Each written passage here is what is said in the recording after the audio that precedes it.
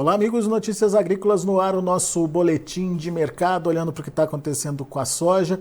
Uma semana que dá para dizer que tivemos aí um movimento de pressão em Chicago, principalmente nas últimas 3 sessões, e todo aquele ganho que veio daquele relatório do USDA da semana passada, ou pelo menos parte desse ganho, acabou sendo anulado.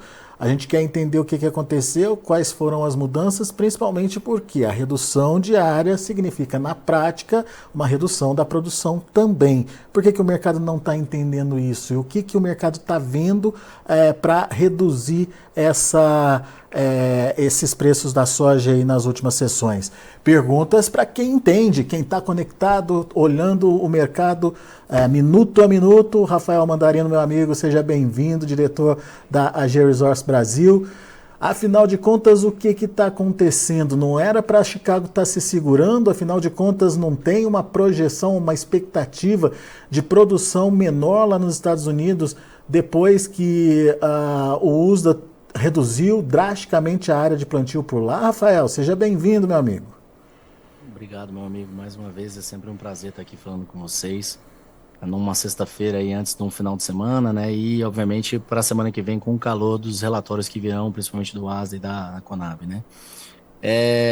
Bom, eu acho que a pergunta que você se faz é uma pergunta que é natural, todo mundo traz esse tipo de pergunta, e eu acho que você mesmo já respondeu. A gente devolve parte dos ganhos, né? A gente sai de um patamar, tem uma subida bastante expressiva, e ao longo da perspectiva de continuidade de chuvas, sem mais dados, né?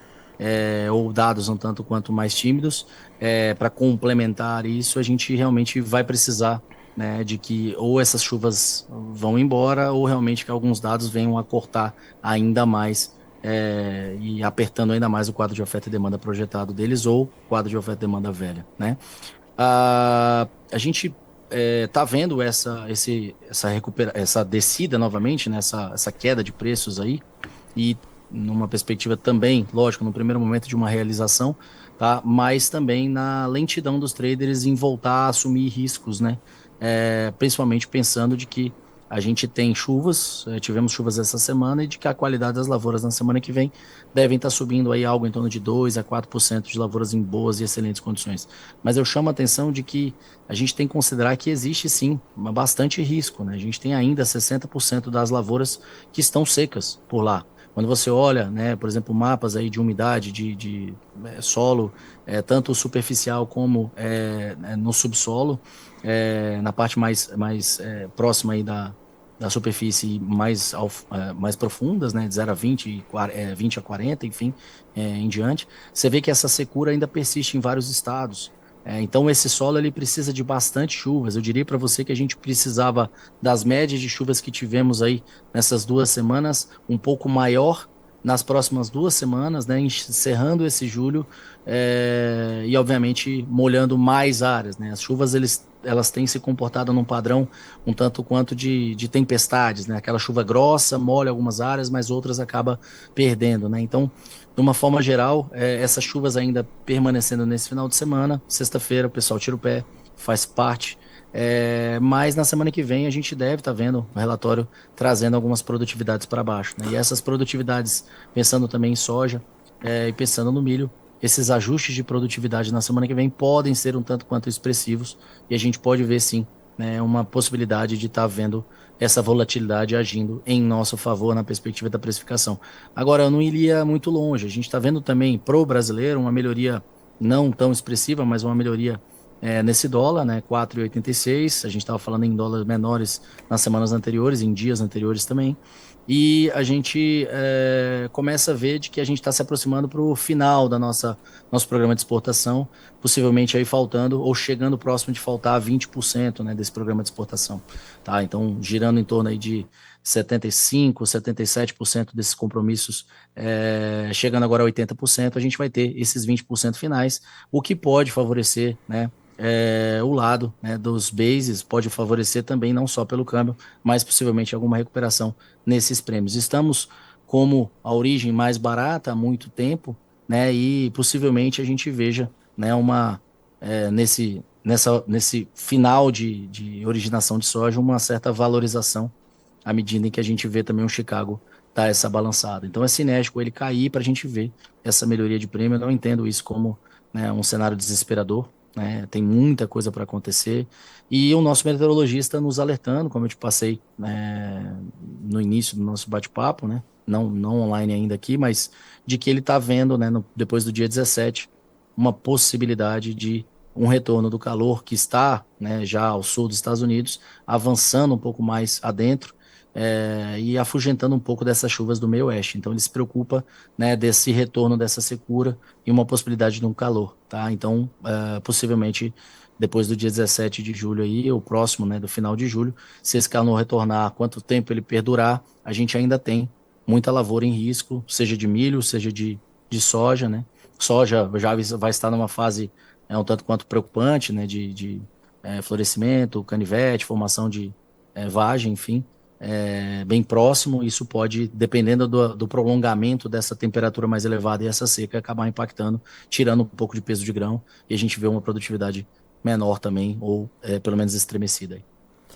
Rafael, vamos mostrar os mapas que a gente tem aqui, que você mandou para a gente, só para as pessoas entenderem ou poderem ver na prática, né, o que você acabou de citar para a gente. Vou pedir para o Christian colocar no ar o primeiro mapa, que tem a ver com o topo do, deixa eu ver, com o subsolo. Subsolo, tá. Você vê nesses mapas aí, quando você observa a perspectiva de coloração, deixa eu só pegar aqui a mesma escala, ótimo, maravilha. Perspectiva de coloração, quando a gente olha para ele, eu vejo, né, um subsolo que basicamente não está refletindo, né, alguns mapas que a gente tem aí de topsoil, né, seria essa parte superior. A secura está presente ainda, né, uma boa parte do meio oeste. Essas frações em cinza já seriam dentro da perspectiva de normalidade, né, nos 75, 100% aí da normalidade para o período. Já seria uma melhoria significativa. Pensando no sul de Iowa e de Illinois, já estaria realmente com essas chuvas, tá? Algumas frações verdes aí também, um tanto quanto mais positivas, mas quando você vai analisar o meio oeste como um todo, tem muita secura presente.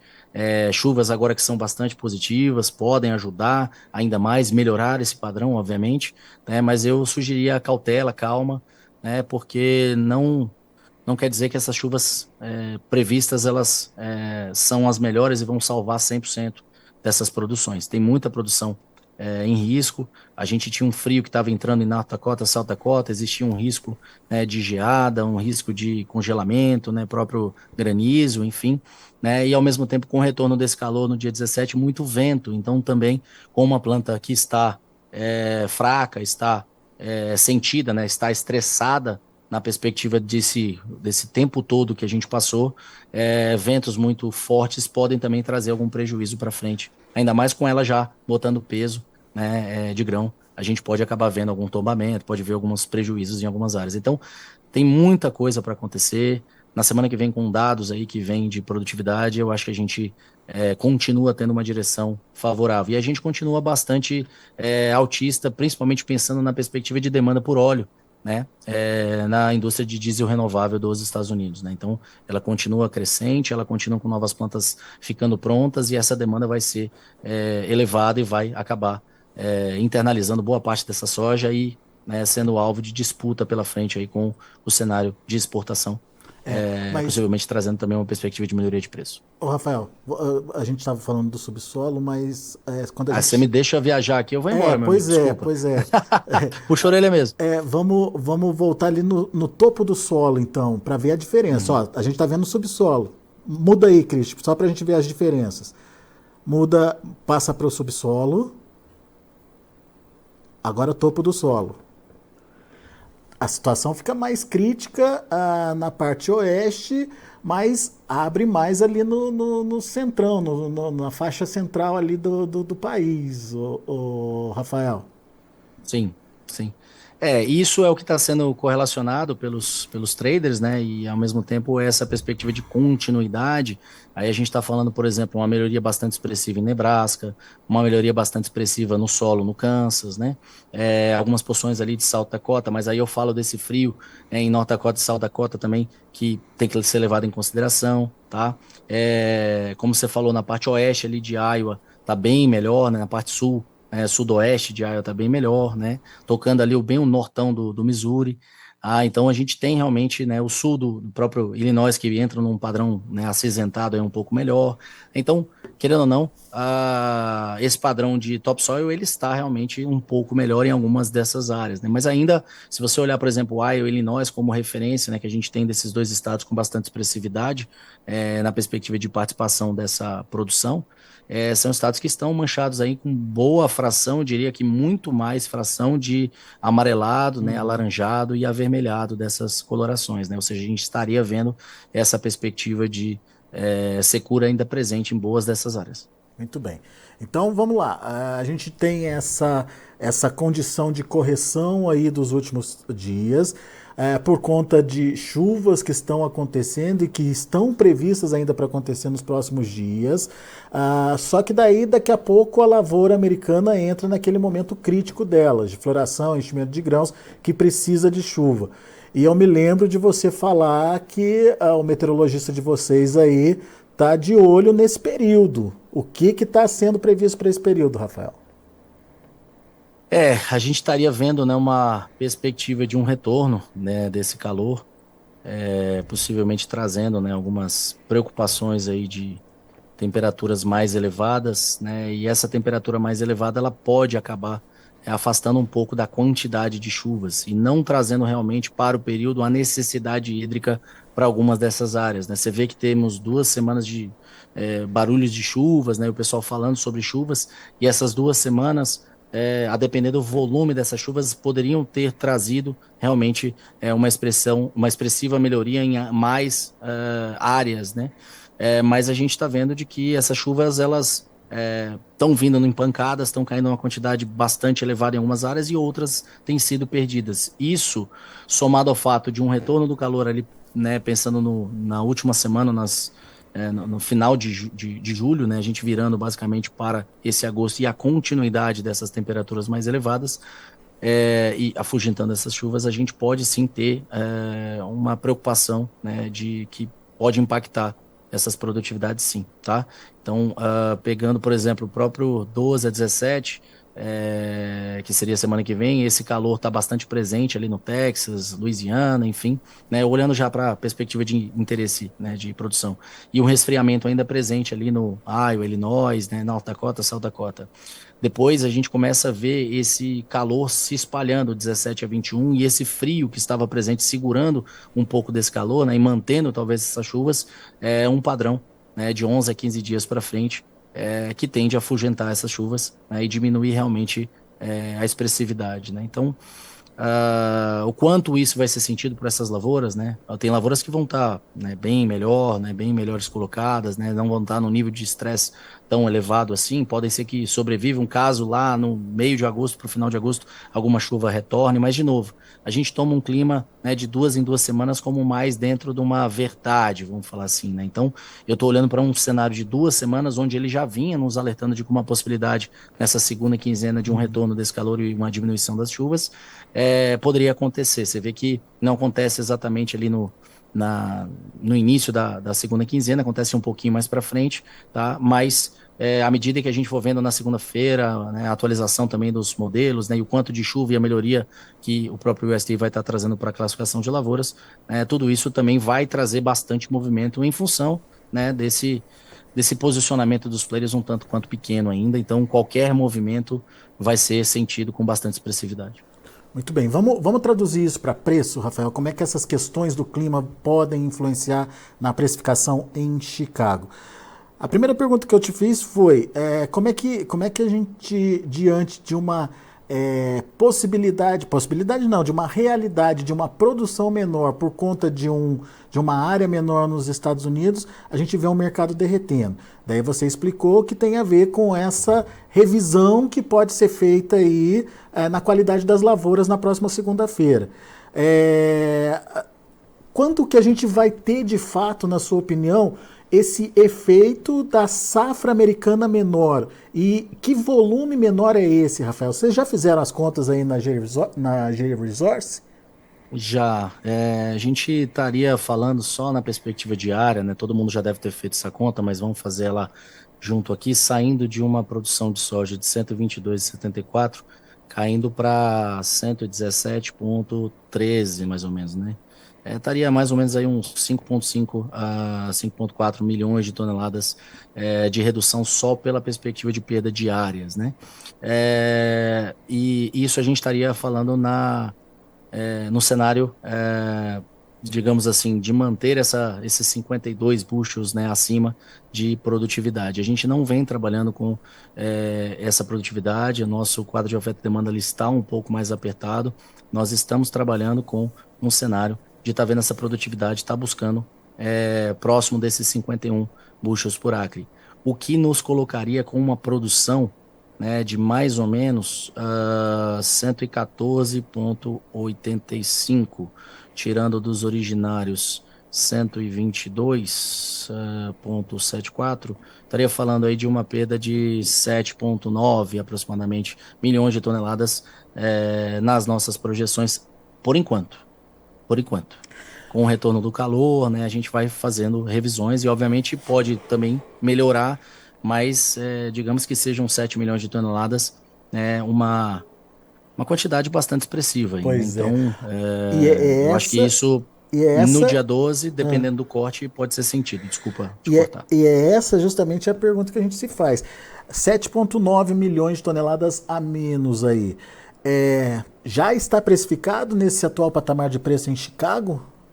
Na nossa visão, não. Na nossa visão está precificada a perspectiva de áreas, né? A gente está vendo áreas precificadas, estoques mais apertados, precificado. A ideia das chuvas presentes, mas ainda não, todo mundo fora desse risco, né, de adicionar risco à carteira, e com uma volatilidade muito elevada, os players realmente estão pisando no freio, talvez não estejam precificados esses cortes nesses níveis, né? É óbvio que eu preciso que o USDA confirme essa nossa projeção aí de estar reduzindo, né, essa produtividade dos 52 para os 51, né, e a gente possivelmente vendo essa produção expressivamente menor do que o USDA estava vendo. Então o próximo relatório do USDA vai ser importante também. Ele pode ser um referencial para novo patamar de preço em Chicago, dependendo a gente acredita que sim, trouxerem, né? Ainda mais nessa perspectiva de volatilidade. A gente acredita que sim. Bom, então tem oportunidade pela frente, o produtor precisa ficar atento aí também a essa oportunidade. E daí tem essa segunda fase que você já colocou, que é o período de enchimento de grãos da soja, e que se confirmar esse clima mais seco, é mais perda ainda para a safra americana. Ou seja, o jogo não está jogado, né, Rafael? Vamos falar, essa revisão diária, revisão de estoques, depois de quanto tempo de problema climático, a gente viu o primeiro dado, vamos falar assim, fundamental, né? O primeiro dado que a gente tem realmente de aperto no quadro de oferta e demanda das lavouras, ou alívio que seja, por exemplo, com encontrando mais áreas de milho. Então, com toda tranquilidade que eu preciso ter para passar esse tipo de informação, no primeiro dado, muita gente já saiu vendendo no Brasil. No primeiro dado de melhoria de preço, a gente saiu entregando. Óbvio, o produtor está machucado, está até apertado em algumas contas, né, e está segurando como pode. Qualquer melhoria faz com que ele acabe aumentando essas vendas e também jogando, né, para esse final de exportação, né, que a gente tem por aqui, tá? E que ajuda cineticamente, obviamente, a valorizar, né, essa soja, né, e fazer com que a gente veja uma melhoria de prêmios. Isso pode ser bastante cinético, mas eu não diria para você que a oportunidade é uma oportunidade do produtor deixar, né, de estar atento a esse mercado, deixar de estar fechando o custo dele e deixar de, obviamente, estar fazendo o hedge dessa produção dele. Este ano não é um ano de brincar, este ano é um ano de bastante volatilidade, este é um ano bastante encurtado das oportunidades, e eu diria para o produtor que as oportunidades elas apareceram, por exemplo, quando a gente fala em trava de componente, quando a gente fala em algumas perspectivas de opções, né, para a gente fazer um percentual das produções nessa semana. E isso não quer dizer que acabou esse período. A gente tem chance de estar fazendo, mas eu diria para o produtor que ele precisa correr atrás o quanto antes, né, para começar a se ambientar, quem não está ambientado, e para quem já está ambientado, verificar limites, né, deixar tudo pronto, porque é, não dá para tomar uma decisão de fazer isso em cima da hora e ter que recadastrar nas corretoras, né, e buscar um posicionamento em cima e acabar perdendo a mão, né, porque realmente a volatilidade pode tirar você do jogo. Muito bom. Bom, isso tudo a gente está falando de Chicago, comportamento de preços, expectativas aí para os preços em Chicago e safra americana. Agora, vamos olhar para o Brasil. O que você está vendo no Brasil nesse momento, Rafael?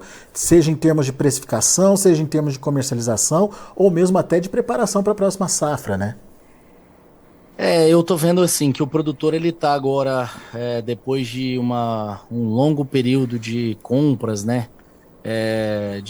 Vamos falar assim, de fertilizante, de insumo, tentando ver se consegue acelerar isso também depois de um plano safra que a gente viu aí em questão de volume. Não vou entrar no mérito de se vai, se não vai, se vai ter facilitação, para qual linha e tudo mais, mas um plano safra bastante robusto, né? Também que o produtor estava aguardando isso. Esse produtor possivelmente começando a buscar, né, o fertilizante, né, travar o que está faltando de insumo, né, e pelo menos aí está buscando realmente movimentar. Eu sei que está desestimulante, muito preço para a próxima safra e faz com que o produtor vá bem devagar nesse processo, mas com essas melhorias isso acabou avançando um pouco mais. Isso é sinérgico para o mercado, tanto as vendas, tanto quanto a perspectiva dele avançar algumas compras, né? Porque à medida em que o produtor acaba fechando, ele tem noção do custo dele, ele vai, ao longo desse período todo, tentando travar em preços mais elevados e não vai dar um braço a torcer, por exemplo, numa trade, se ele tiver margem para trabalhar, oferecendo preços tão mais descontados, né? Então, eu acho que agora o movimento no Brasil é realmente uma possibilidade desse posicionamento. Aqui no Brasil, as recentes quedas aí que a gente viu no milho também foram seguidas, né, pela queda em Chicago. As quedas em Chicago trouxeram preços de milho, e aí fazendo uma correlação direta, né, um tanto quanto mais próximas, né, não tão discrepantes. A gente tem um interesse pelo milho brasileiro, mas pela abundância que se projeta, né, em incremento de milho nos Estados Unidos, com esse aumento de área, e aí, lógico, a produtividade deve vir para baixo, né, na nossa expectativa, e pode contrapor um pouco esse aumento de área, mas a gente entende que eu começo a ter algumas oportunidades também para esse milho americano. A gente vê, né, esse milho americano também como sendo objeto-alvo de originação, ou pelo menos de busca de preços aí nas próximas semanas. E aí isso pode apertar o quadro de oferta e demanda por lá, a gente, né, ter uma recuperação de preço ou um suporte firme, né, e ao mesmo tempo aqui no Brasil não dando espaço para uma queda tão mais expressiva. Já que você tocou no assunto milho, tem uma pergunta aqui pelo chat do YouTube. Aliás, pessoal que está no YouTube, não se esquece de inscrever aqui no canal, não esquece de deixar seu like e também não esquece de acionar o sininho ali para que você possa ser avisado sempre que tiver uma entrevista online aqui no Notícias Agrícolas. Mas o Renato Almeida, lá da Albar Fertilizantes, ele quer saber o seguinte: o que vai influenciar mais o preço do milho nos próximos dias? É o clima nos Estados Unidos ou o início da colheita no Mato Grosso? A tendência, na sua opinião, Rafael, é de recuperar ou de cair mais? A colheita no Mato Grosso, o avanço dessa colheita com certeza será muito mais sentido, ainda mais com a perspectiva de avançar e a gente chegar nessas próximas semanas, encerrando julho, rompendo esses possíveis 50% ou chegando próximo desses 50% de área colhida no Brasil como um todo, o mais próximo desses 50%, mais dentro de uma produtividade das áreas a gente vai estar tendo. Ou seja, quão mais rápido a gente chegar nesses 50% é o quanto a gente também vai ver esses preços mais estremecidos. Agora, a grande questão é que eu entendo que o produtor ele já tomou um susto para trás, teve uma leve recuperação, ele se posicionou, então ele tem caixa ainda para aguentar um pouco mais e possivelmente a gente possa ter, né, a necessidade, em função dessa equiparação de preços ou mais uma proximidade de preços com o restante do mundo ou outras origens, vamos falar assim, né, de que a gente precise para originar, né, acabar pagando um pouco mais. Agora, realmente, a perspectiva de chuvas, a manutenção de chuvas para frente, se de repente esse modelo climático sofrer alguma alteração na semana que vem, acabar afugentando esse calor e as chuvas continuarem no julho, né, até o final dele, né, então isso também vai trazer expressiva contribuição para essa queda de preço. Agora, olhando para um Chicago, para dar uma referência, a gente tem ali um dezembro que a gente tem uma possibilidade de estar tendo um suporte bastante forte ali na casa daqueles 4,50, 4,55. É difícil a gente estar caindo muito mais do que isso diante das quedas que nós já tivemos nesse encontro diário, né? Ou seja, a gente estaria num momento de mais otimismo, onde eu ainda talvez não precifiquei as perdas de produtividade por lá, né? Então eu estou no nível mais aliviado. Agora, quando eu vou perder produtividade, isso pode fazer com que a gente veja uma possibilidade de respeito mais forte a esses suportes e ao mesmo tempo também uma possibilidade de recuperação à medida que o USDA vem cortando. Eu não acredito também que o USDA vai ser diferente do que ele sempre é como conservador. Esses cortes virão, mas virão bastante tímidos, talvez, tá? Mas a nossa expectativa é de que serão cortes graduais à medida desse clima também se confirmando dentro do que o nosso meteorologista vem nos trazendo. Mesmo com área maior. Mesmo com área maior.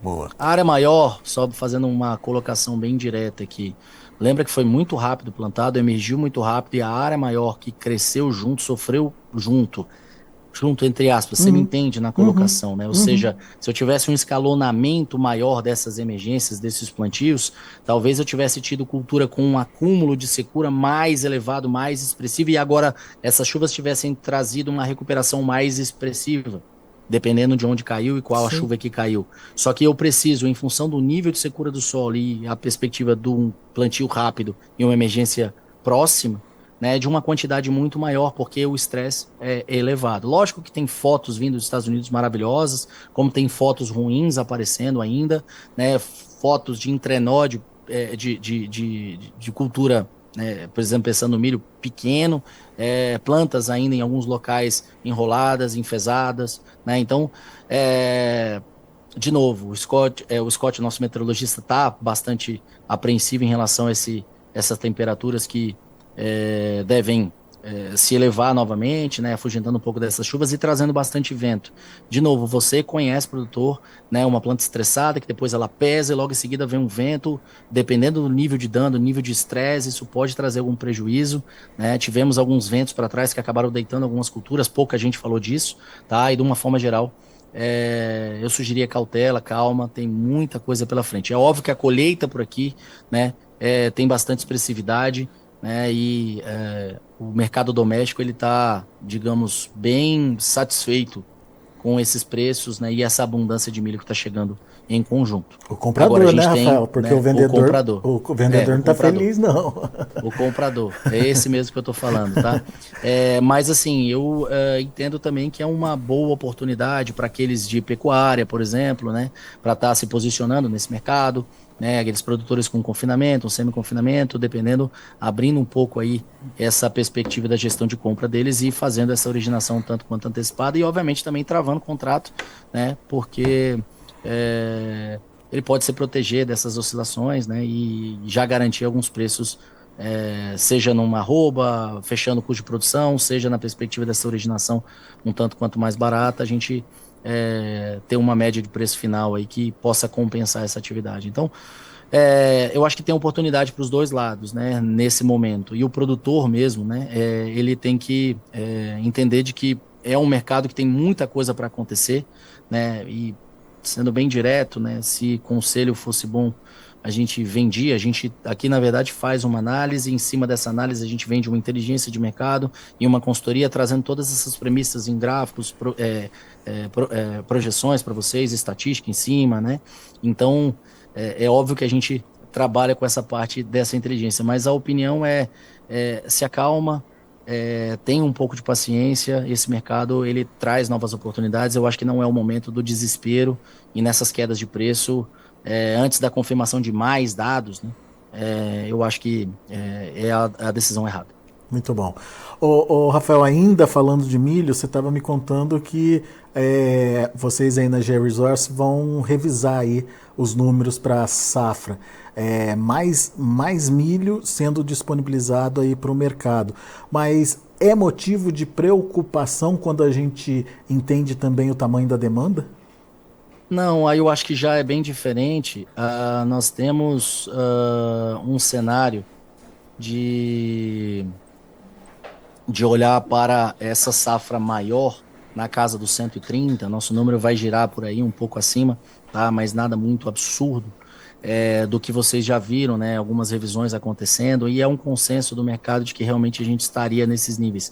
Nós estávamos um pouco abaixo, eu estava em 129,8, se eu não me engano, 129 e uns quebrados.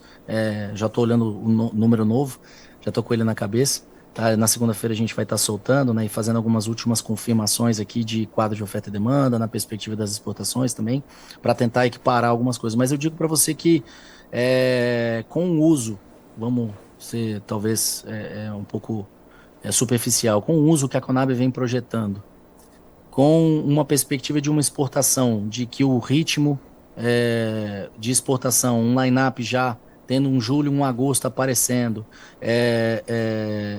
ou seja, eu tenho um agosto aí que já está sendo desenhado, logo no início do mês de julho, e uma possibilidade de demanda expressiva que nós teremos aqui, tanto no julho, um pouco, talvez até menor do que o ano passado, mas num agosto bastante expressivo, um setembro bastante expressivo nas nossas projeções aqui, né?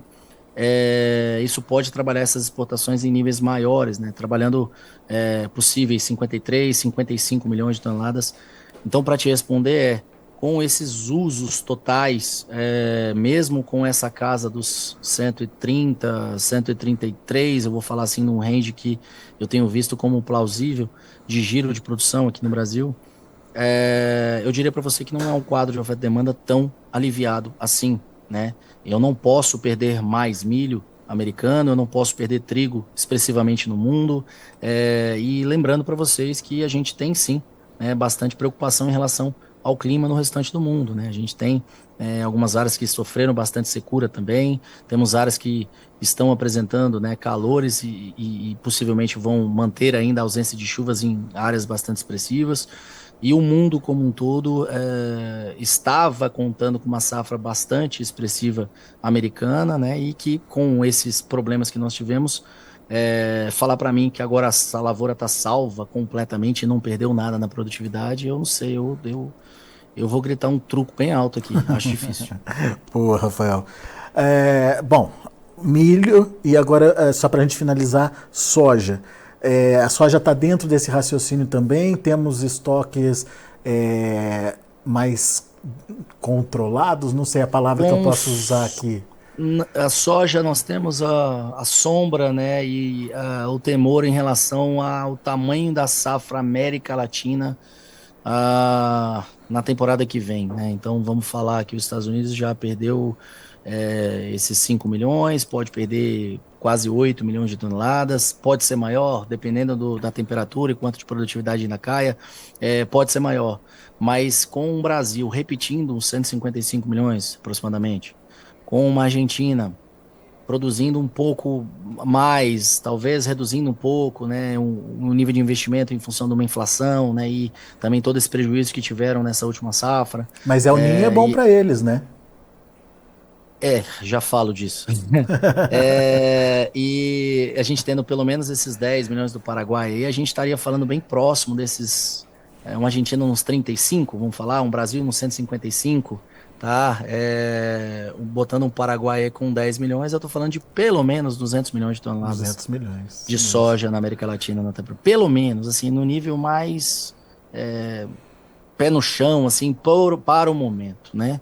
Agora, eu acho que vem muito a calhar com essa análise que você me perguntou aí. Tá, mas é bom de chuva para eles o El Ninho? É bom de chuvas para eles para o El Ninho, mas o nível de endividamento, o nível de inflação, né, o que vem dentro do país também, eu me pergunto se há essa capacidade de investimento semelhante, primeiro ponto. Lógico que as terras são boas por lá, mas em segundo lugar é se realmente todos estão é, com essa capacidade, né? Estão com esse instinto de sobrevivência ativo na perspectiva de manter a mesma quantidade de ar, a mesma quantidade de tecnologia inserida de input, né? Agora, de novo, tá longe para falar, tem muita coisa para acontecer, mas nós temos sim uma preocupação com o Brasil, uma preocupação no dezembro, no janeiro e no fevereiro, tá? Que é a perspectiva de anomalia de temperaturas um tanto quanto mais aquecidas pelo Brasil como um todo, e talvez ali um Rio Grande, uma Santa Catarina, um Paraná recebendo chuvas que estarão ali pela fração sul, né, do Brasil e da Argentina, mas o restante do país, né, centro-oeste, norte e centro-norte Brasil, é mais seco, né, dentro da perspectiva de normalidade de chuvas. Com um produtor que hoje está, né, com uma certa dificuldade, com um aperto maior, né, e eu não estou nem entrando no mérito daquele produtor que chegou agora, né, nesses últimos 5 anos e que acabou pagando arrendamento mais caro, assumindo recurso livre, né, para compra de maquinário, nem terminou de pagar e nessa última safra e na próxima está fazendo conta e possivelmente esteja havendo um aperto bastante significativo. Eu estou falando de uma forma geral, todos os produtores que estão fazendo conta e podem repetir, né, um adubo do ano passado, como estava muito caro, ele acabou reduzindo um pouco nesse nível e possivelmente repetindo o que eles usaram de, né, tecnologia do ano passado. Se eu tenho menos chuvas, como eu tive, né, uma boa temporada para o Brasil como um todo neste ano, isso ajudou. Se eu tiver menos chuvas, eu posso ter, né, um pouco de perda. E por isso eu falo de repente, a gente está olhando para um número que o USDA está trazendo para a próxima safra. Se eu não me engano, o último número que eles trouxeram foi 163, 164, nesse nível aí. Eu acho que é um número muito otimista. A gente aqui na GeoSource vem trabalhando com um número próximo dos 160, tá? Mas passível de revisões, né? À medida que a gente vai avançando aí, meados da segunda quinzena de agosto, né? Início de setembro, onde a gente vai ter uma percepção melhor, né? Tanto do posicionamento dos produtores, né? Quanto também na perspectiva de o quanto se avançou nessas travas, né? E o quanto de fertilizante a gente avançou para aquele período, né? E de insumos também. Então, eu estou preocupado, porque mesmo que a gente tenha uma temperatura elevada, se a gente repetir o 155, é uma grande quantidade de soja. Pode ser que no meio do caminho alguma oportunidade, pensando só em Brasil, em função desse nível de tecnologia repetido, ou um pouco menor, né, uma área, talvez alguns produtores devolvendo algumas áreas, né, outros assumindo, ou não, enfim, volta para a mão de quem estava com a fazenda e esse produtor resolve voltar para uma pecuária, que seja. Mas eu acho que tem muito, muito dado para ser avaliado aí pela frente. Eu acho que 155 no Brasil seria um número bem pé no chão, repetir essa safra. E nesse meio do caminho nós temos um Chicago que tem uma demanda maior para aquela soja. Os produtos americanos ao longo da história vêm sendo domesticados. Então, o brasileiro ele precisa entender de que nós temos um problema sério. Qual é? Nosso problema de o produtor ele ler, ele se antenar um pouco mais, ele tá não usando somente uma fonte, tá, Alexandre? Eu acho que isso é cinético tanto para mim quanto para você, né? Não só tá aqui no Notícias Agrícolas, não está só com a GeoResource, não está só com o fulano A, B, C, D, E. Não, ele está com várias informações, ele está buscando o máximo de informações possíveis e tomando uma decisão mais assertiva. Primeiro, na perspectiva de rede de proteção. Segundo ponto nós temos uma armazenagem diante das produções que nós temos no Brasil e projetando nos multi-anos mais produção, uma necessidade urgente de logística, tanto de armazenamento quanto de perspectiva de transporte para baratear esses custos logísticos, né, de uma forma geral. Então, estou preocupado sim, né? Temos aí reforma tributária, né, o quanto isso vai favorecer ou não o agro, vai ajudar a perspectiva de combustível ou não, tem muita incerteza pela frente. E isso, obviamente, a volatilidade diante do que a gente vê de possibilidade de aperto aí ainda presente, né, nos estoques globais, né, e no quadro de oferta e demanda global de soja, milho nem tanto por enquanto, né, temos que ver muita revisão pela frente ainda, mas pode trazer novas oportunidades e o produtor pode seguir a mesma ideia de que não precisa entrar em desespero. Acho que a gente já atingiu um fundo, tem posicionamento para frente e agora é a hora de fazer um posicionamento decente para a próxima safra. E aí, realmente, se você não fez para trás, antecipou esses movimentos, por favor, entenda o recado que eu estou dando. Talvez seja o ano de você se antecipar nos movimentos, né, e travar o seu custo. Boa, Rafael Mandarino, show de bola, uma aula aqui pra gente, meu caro. Muito obrigado, viu, mais uma vez pela disponibilidade de estar aqui com a gente, de compartilhar tudo que você está vendo aí desse mercado, e mais do que isso, dar dicas importantes aí para o produtor. Essa última fala sua é fundamental para o produtor não ficar aí se arriscando à toa, né? Se tem forma de se proteger, por que não buscar essas formas, essas ferramentas aí para pelo menos minimizar potenciais perdas que possam vir a acontecer. Obrigado, Rafael. Volto sempre, meu amigo. Obrigado. O recado que eu deixo é calma, mas não vamos ter calma demais. Né? Tem que ficar atento sim, tá? E fazer realmente essas proteções, porque não dá para brincar esse ano não. Tá bom? Fiquem com Deus, um ótimo final de semana e obrigado, meu amigo. Um abraço para você. Até a próxima. Tá aí Rafael Mandarino, a Georesource Brasil, aqui com a gente, trazendo as informações do mercado.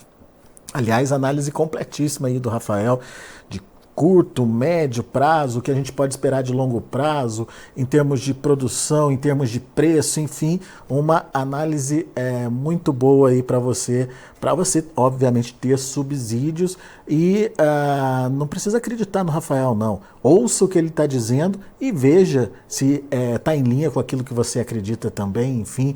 É isso que a gente quer fazer aqui no Notícias Agrícolas, promover o debate, trazer a informação para que você, a partir dessas informações, tome a melhor atitude de acordo com aquilo que você acredita também. Mas, enfim, todas as dicas do Rafael foram muito bem colocadas aí e é importante, principalmente essa última dica, de você se proteger, de você se cuidar para evitar prejuízos. A safra não está para brincadeira não, principalmente a próxima safra, renda muito apertada e qualquer erro ali de estratégia de comercialização, de compra de insumos, enfim, qualquer erro na contabilidade aí da sua fazenda e da sua safra pode significar prejuízo. Vamos ver os preços, vamos ver como estão encerrando as negociações lá na Bolsa de Chicago. De olho na tela. A gente teve mais um dia de queda forte para a soja, julho $14,85 por bushel, recuando 40 pontos mais 25. O agosto, 14,27, recuando 20 pontos e meio. Setembro, $13,38 por bushel, caindo 19 pontos e meio. O novembro, $13,17 por bushel, queda de 21 pontos mais 75. Vamos ver o milho. Para julho, $5,60 por bushel, queda de 6 pontos mais 25. Setembro caindo mais, 11 pontos mais 75, $4,87 por bushel. Dezembro, 4,94, queda de 12 pontos. Para março, $5,06 por bushel, uma queda de 12 pontos mais 25. Esses são os números do milho. A gente tem também o trigo, que encerrou a sexta-feira no vermelho. Julho, $6,39 por bushel, 7,5 de baixa. Setembro, $6,49 por bushel, 8,5 de queda. Dezembro, $6,66 por bushel, 10 de baixa.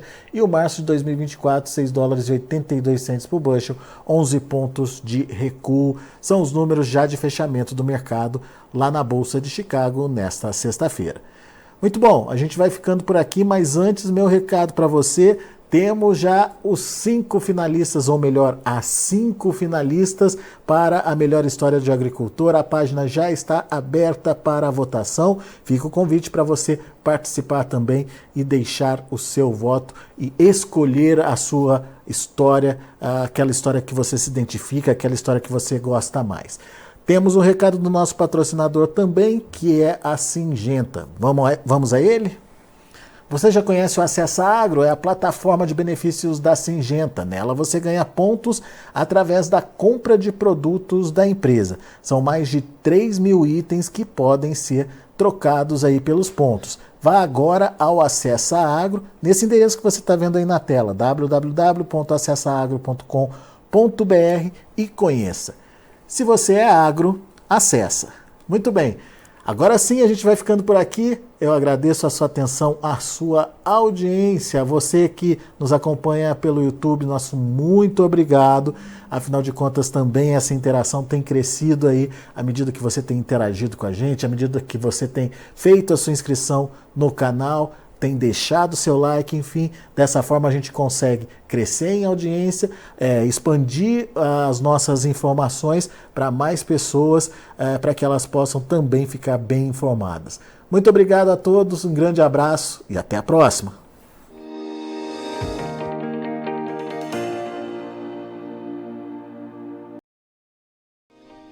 Se inscreva em nossas mídias sociais. No Facebook, Notícias Agrícolas. No Instagram, @Notícias Agrícolas. E em nosso Twitter, @Norteagri.